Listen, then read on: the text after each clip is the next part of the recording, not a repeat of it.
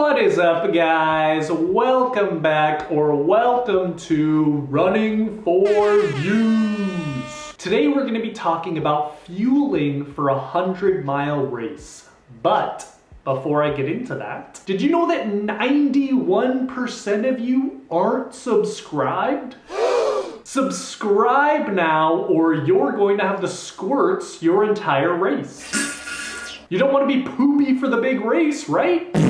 Just kidding. Please subscribe. Thank you. Guys, running 100 miles is no joke. You're going to be running at least 24 to 48 hours. So fueling your body is crucial if you want to finish your race, which of course you do. Sure, you could probably get away with not fueling for anything like up to a marathon. I mean, I ate ketchup for an entire marathon and survived. But for 100 miles, you need to get your crap together. My first 100-mile race I ever did, I had to drop out at mile 30 because of stomach issues. You know what I'm talking about. But if I was fueling properly for this race, then guess what? Maybe I could have finished. Also, I probably shouldn't have eaten 15 Olive Garden breadsticks the day before the race. But I guess hindsight is 20/20, right? Also, pro tip, take an Imodium before every race that you do. It'll make your stomach feel so much better. My second attempt at running 100 miles, I had to drop out at mile 80 because I was just too tired to go on. Like sleepy tired, like I wanted to take a nap. But guess what would have given me more energy and feel more awake? Yeah, calories and carbs and everything fuel related. But guys, you get it. Fueling for a race is something that everyone has to do, but not a lot of people actually know how to do it. So a lot of people don't know how many calories or carbs they should be taking in. They don't know when they should be eating these carbs and calories, etc., etc. So today we're talking about properly fueling for your 100-mile race. Let's get into it. So before we even get into the race, we need to talk about fueling during training. So a great way to prepare for your race is by practicing for your fueling strategy. So this means during your long runs, you're going to want to follow a racing nutrition strategy. So today I'm going to be talking about everything in terms of grams of carbs, not calories, because calories are stupid. And what really matters is carbs. And guess who said so? Killian. Killian said so. Not me. Killian. So anyways, for a general rule of thumb, you're going to want to be taking in 90 to 120 grams of carbs per hour. Now I know that may seem like a lot, but guys, the science doesn't lie. This is how much you need to be eating per hour to sustain your energy levels and fuel your muscles. And it needs to start in your training. So when you're following my 100-mile training plan, because of course you are, right? You should be fueling all of your long runs like they're your race. This will be very difficult at first, but over time your stomach will get stronger and stronger and more used to taking in this amount of carbs. All right, so now we'll talk about me as an example of what to do while you're fueling. So this is what I do when I fuel, not what you guys do, but this is what I would recommend trying to do at first. So I drink one drink mix per hour with 33 grams of carbs. And then I have 3 gels per hour, so that's 1 gel every 20 minutes. And each one of these gels has 23 grams of carbs. So that means I'll be taking in 99 grams of carbohydrates per hour. And that's not including food from aid stations that I'm literally just gonna be shoveling into my mouth every chance I get. Now, I'm poor, which means I'm just gonna be using the cheapest gels and drink mixes that I can find. So the ones that I take are just these very generic ones that I get from a little store called Decathlon, and it's all across Europe, it's not in America. But yeah, this is the drink mix, this is the gel, this is what I take during my races and in training. They're super cheap. But some of the cheapest gel brands out there are going to be GU, Cliff, and Stinger. These are going to be the cheapest options. You can find them on Amazon. I'll put them in the link below so you can check those out. Then we got the bougie gels. So this is Marutin, Science and Sport, Never Second, Precision Hydration.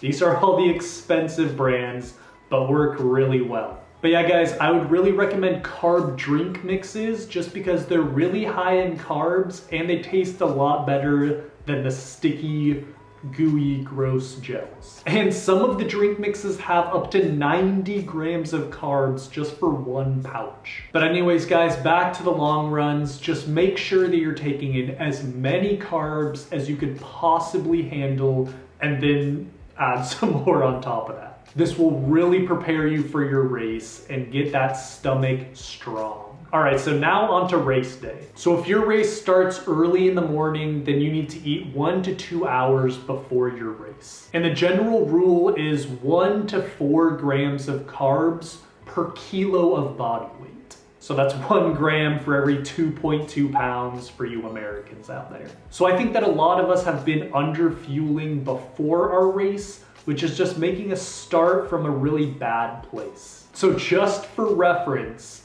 I weigh 70 kilos. So I would need 1 cup of oatmeal, which is 234 grams of oatmeal, a banana, 2 pieces of wheat toast, and 2 tablespoons of peanut butter. So this comes out to a total of 98 grams of carbs. That is like a lot of food to be eating at 4 a.m. Then for us European racers, we have it a little bit easier because most of our races start in the afternoon.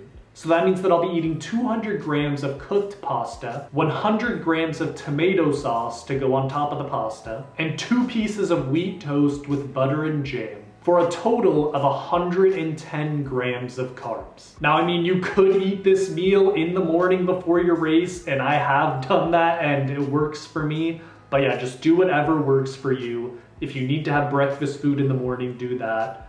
And yeah, you should be fine. So now, let the race begin. So for me, for the first hour of my race, I'm not eating anything because I'm still digesting the meal that I just had. But then by the second hour of the race, I'm ready to start eating. So I like to carry 1.5 liters of water with me. So that means about 3 like standard size water bottles. So 2 of those I'll fill with carb drink mixes and the other one with just plain water. So I'm gonna be sipping that plain water for the first hour of the race. Then after the first hour of the race, I'm gonna be starting this little stopwatch right here that's gonna go off every 20 minutes. It's just gonna go a little alarm every 20 minutes. So a lot of newer watches have like a fueling alarm that you can program and make it go off every 20 minutes. But like I said, I'm poor. I don't have a newer watch. I just use this little $7 stopwatch.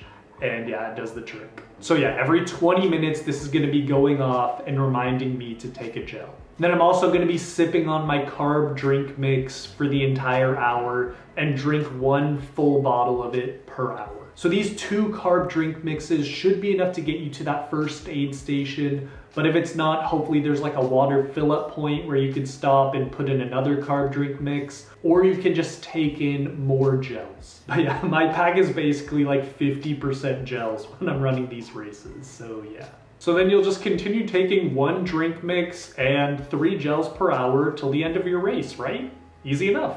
Just kidding. It's super hard to take in these gels and drink mixes for the entire race, and taste fatigue is 100% real. That's why it's so important in your training to just get yourself to take these gels and drinks no matter how you're feeling. If you're feeling nauseous, if you're feeling sick, just keep on taking in calories. But if you do get to the point where you can no longer stomach a single gel more, then it's time to start switching to solid foods. So in my drop bag, I'm going to have like a big like liter size pack of potato chips, just crunched down, so it's just potato chip powder, but so much more fits in there, so you can just pack that whole thing full of like 3 bags of chips this big, crunched up. And then I'm also going to be packing sandwiches, crackers, Also some Monsters and Red Bulls that'll get me through these nights. And yeah, I'm just gonna be taking in all of these if my stomach goes sour and I can't take in any more gels. But yeah, while we're on the topic of caffeine, let's get into that a little bit. So if you can stomach caffeine on your runs, then 100% do it. Caffeine is a powerful drug that pushes a lot of athletes to points that they never thought they could get to just on their own. I, however, am not going to take in any caffeine until about 24 hours into a race. So if I take caffeine during a race, my heart starts pounding, I get short of breath, and it just doesn't really work for me. But if it does work for you, I would recommend anywhere from 50 milligrams to 100 milligrams per hour for the entirety of your race. Another important thing for your race is electrolytes and salt. I take salt tabs, so those are just like little pills of salt, and they just make it so if your muscles start cramping, you could take a couple of those and the cramping will just go away within 30 minutes. They're awesome. Another thing that I would recommend is ginger pills. But yeah, these are just little pills filled with ginger powder. They make it so the nausea goes away, any queasiness that you have, and they're perfect for that second half of the race where you're going to be feeling sick. But yeah, I could not get through my 100-mile race without ginger pills. If you get sick during a race, I definitely recommend them. Now let's get into some things to stay away from during races. So you need to be staying away from dairy, red meat, acidic food, excessive protein, and just anything else that would make you feel bloated or gross. Some good aid station foods are chicken broth, any kind of like noodle soups, white rice, anything with rice, chips, crackers, and my personal favorite, Coca-Cola. I think that during my 100-mile race, I probably drank like 5 liters or more of Coca-Cola. It is literally the perfect drink for races. It has caffeine, it has sodium, it has carbs, lots of carbs, 55 grams for a half liter. Like, it's the perfect drink. Also, the carbonation of the Coca-Cola will help your stomach feel so much better in races. But yeah, guys, follow this fueling strategy and it will get you to that finish of your 100-mile race. Guaranteed. But yeah, guys, just remember that running 100 miles is really an eating competition. So you're just gonna wanna be taking in as much food and calories and carbs as humanly possible. But yeah, guys, that wraps up everything you need to know about fueling for your 100-mile race. Make sure to leave a comment below of any questions you have or anything that I missed. They are very much appreciated. As always, thank you so much for watching. If you enjoyed the video, please subscribe. And if you liked the video, smash that like button, because one like equals one less poop you'll have during your race. Goodbye.